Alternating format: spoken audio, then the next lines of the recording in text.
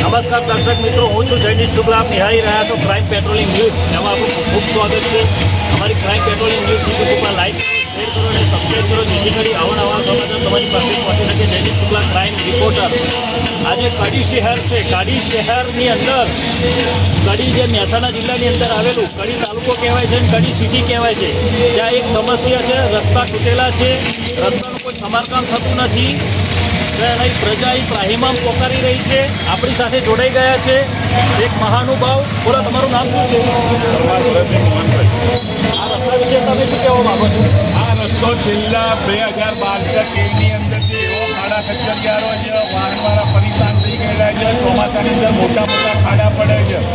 જાતા મીટર નાખીને આ ખાડા પૂરી જતા રહે છે. હજુ સુધી ચોમાસું ગયું છે. આ વર્ષ કોઈ કેવા ખાડા છે તમે જુઓ.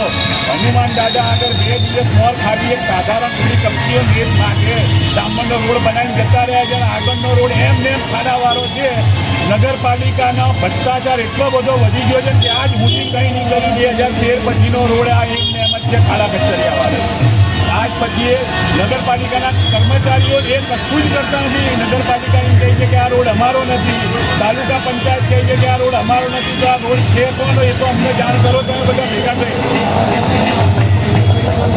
હવે જે રોડ બન્યો નથી એની પાછળ આ સરકાર જવાબદાર છે કે તંત્રની લાલિયાવાડી છે કે એનો ધારાસભ્ય કે કોર્પોરેટર જે પણ હોય એની પણ બેદરકારી સામે આવી છે.